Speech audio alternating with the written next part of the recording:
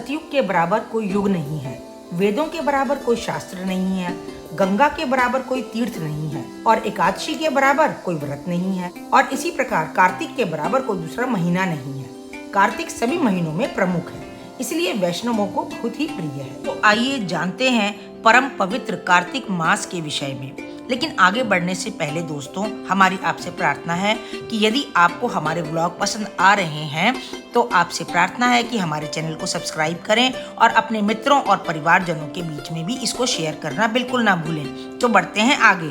कार्तिक मास भगवान विष्णु और माँ लक्ष्मी को समर्पित है। इस महीने में भगवान विष्णु और माँ लक्ष्मी की विशेष पूजा करी जाती है। कार्तिक माह का स्नान पूरे कार्तिक मास चलता है, जो 17 अक्टूबर 2024 गुरुवार से शुरू हो गया है और 15 नवंबर 2024 शुक्रवार कार्तिक पूर्णिमा को पूर्ण होगा। क्योंकि यह माह पाप का नाश करने वाला, सभी संकटों को दूर करने वाला और धन, सुख, समृद्धि, शांति एवं निरोग प्रदान करने वाला है, तो आइए जानते हैं कि इस माह में कौन कौन से प्रमुख कार्य करने चाहिए। इस माह में यदि हो सके तो भूमि पर सोने का कोशिश करनी चाहिए। भूमि पर सोने से मन में सात्विकता का भाव निर्मित होता है और सभी प्रकार के रोग और विकारों का समाधान होता है। चूंकि इस माह भगवान श्री हरि विष्णु महीने भर तक मत्स्य रूप में जल में वास करते हैं, अतः जातक को भी ब्रह्म मुहूर्त में या फिर सूर्योदय के पहले स्नान कर लेना चाहिए। नदी और तालाब के पास रहते हैं तो वहां जाकर करें। अगर नहीं जा सकते तो घर में गंगा जल मिलाकर के स्नान करें। कार्तिक माह में उड़द, मूंग, मसूर, चना, मटर, राई आदि नहीं खाने चाहिए। लहसुन, प्याज और मांसाहार का सेवन तो बिल्कुल ही निषिद्ध माना गया है। कार्तिक मास में भगवान श्री हरि के मंत्र व नाम जाप को करना विशेष फलदायी माना गया है। ऐसा करने से देह त्याग के बाद उत्तम लोक में स्थान मिलता है और जब तक धरती पर रहते हैं तब तक समृद्धि और सुख प्राप्त होता है। हो सके तो इस दौरान गोपाल सहस्त्रनाम, श्री रामचरितमानस, श्री गीता, श्री विष्णु सहस्त्रनाम का पाठ करना चाहिए और प्रवचनों को सुनना और सुनाना चाहिए।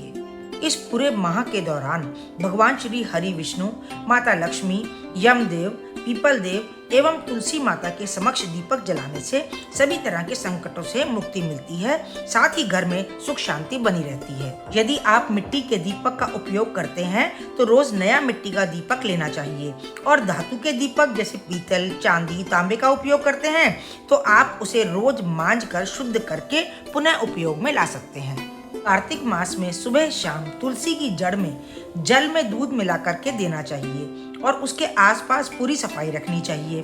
सुबह शाम घी का दीपक जलाएं और भगवान विष्णु को जो भी भोग लगाएं उसमें तुलसी का पत्ता जरूर रखें, क्योंकि इसके बिना भगवान श्री विष्णु भोग स्वीकार नहीं करते।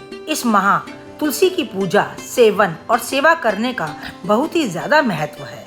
इस कार्तिक माह में तुलसी पूजा का महत्व कई गुना बढ़ गया है। कार्तिक मास में विशेषकर ब्रह्मचर्य का पालन करना आवश्यक है। इसका पालन नहीं करने पर अशुभ फल की प्राप्ति तो होती ही है, साथ ही इंद्रियों का संयम नहीं रहता।